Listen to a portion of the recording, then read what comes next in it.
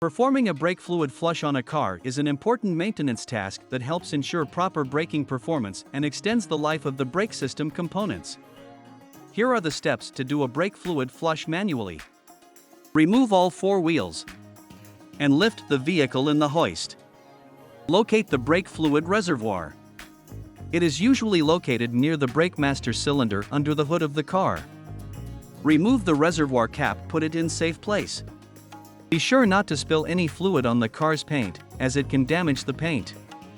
If accidentally you spilled in brake fluid in paint of the vehicle, clean it immediately by pouring water so that it will not damage paint.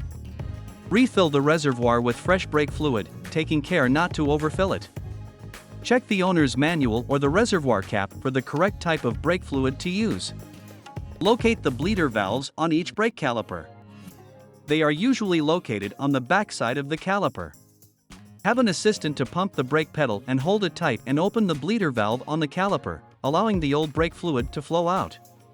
Close the bleeder valve before the brake pedal is released to prevent air from being sucked back into the system. Repeat steps 7 to 9 on each caliper until the old brake fluid has been completely flushed out of the system and fresh fluid is flowing.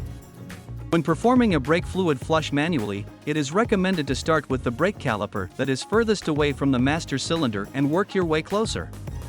This is typically the left-hand side rear brake caliper. First left-hand side rear. Second right-hand side rear. Third left-hand side front. And at the end, right-hand side front.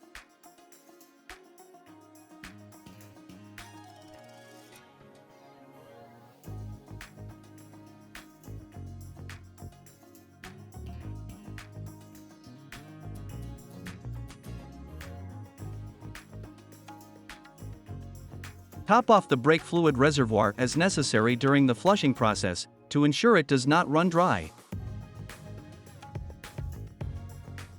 Once all the calipers have been flushed, test the brake pedal for proper feel and response. If the pedal feels spongy or soft, there may still be air in the system that needs to be bled out.